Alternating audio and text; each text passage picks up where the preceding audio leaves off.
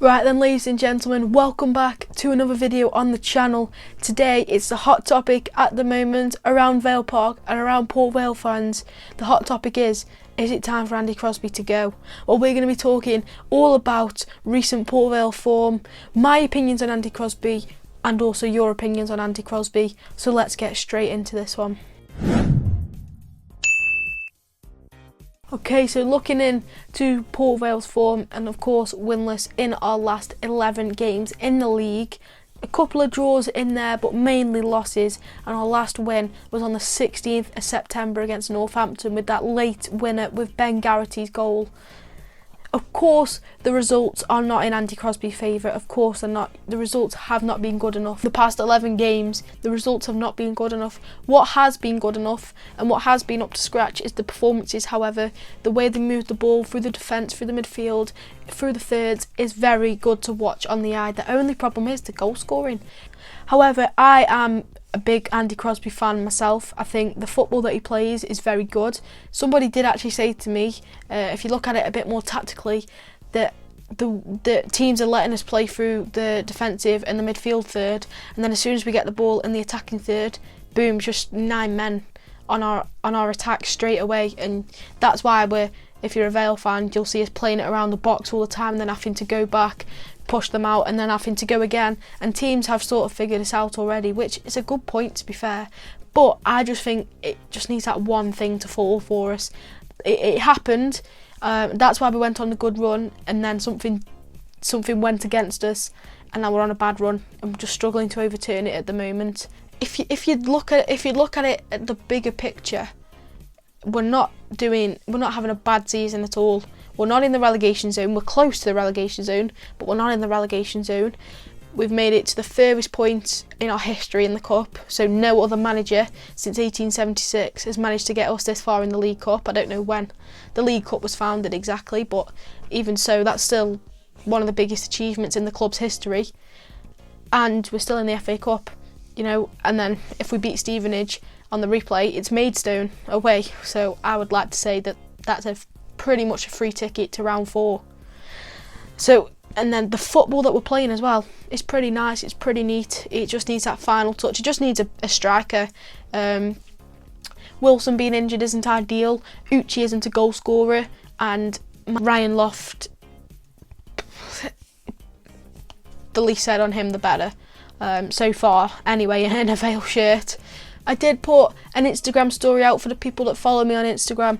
Go and follow me on Instagram if you aren't already, ab7_YT, for your chance to be involved in videos like this. I'm pretty sure it was like 75% people saying yes he should go and 25% people saying he shouldn't go, one of them being me for the no.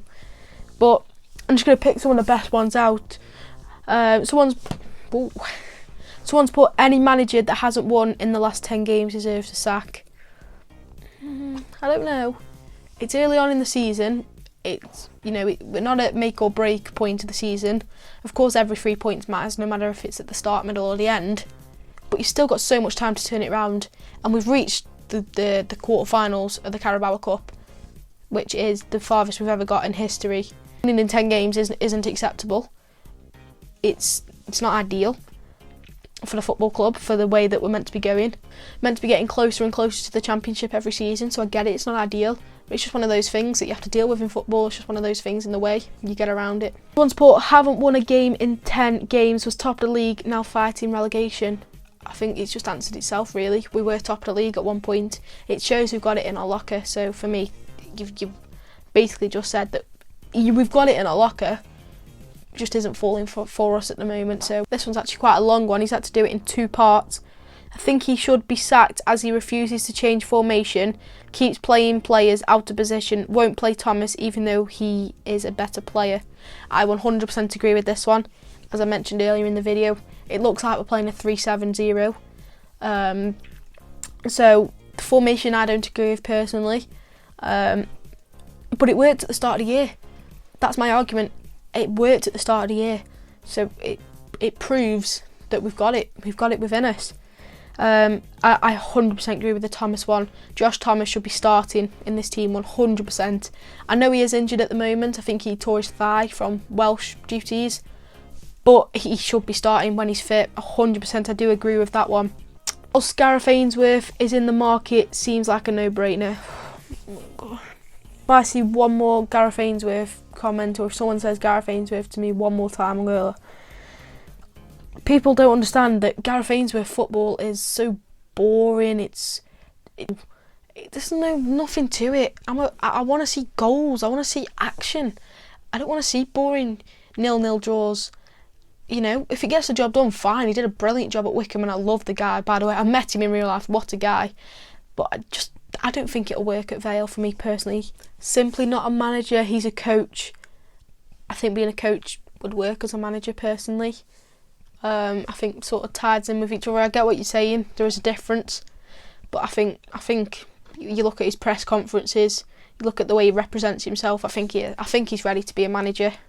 We are playing good football. The issue is with up front players, not with the manager. I say back him. I could not agree with this more.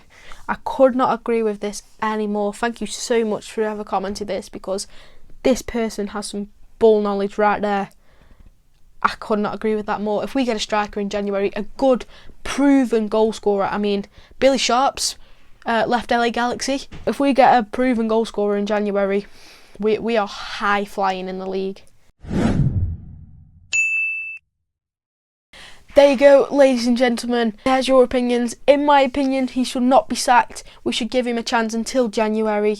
If things don't pick up by end of January, early February, then maybe it's time for him to pack his bags. But for now, keep the faith, keep the trust. He's got us to a quarter-final of the Carabao Cup and very well could get us to the fourth round of the FA Cup. So, cup-wise, we're doing fine. League-wise, not the greatest, but I can see it turning around. I really, really can. You know, obviously I get the opportunity to speak to the players on a weekly basis. It's the same thing every week, which is good. It's repetition. You know, it's showing that they mean it. It's a very tight group. They're all friendly.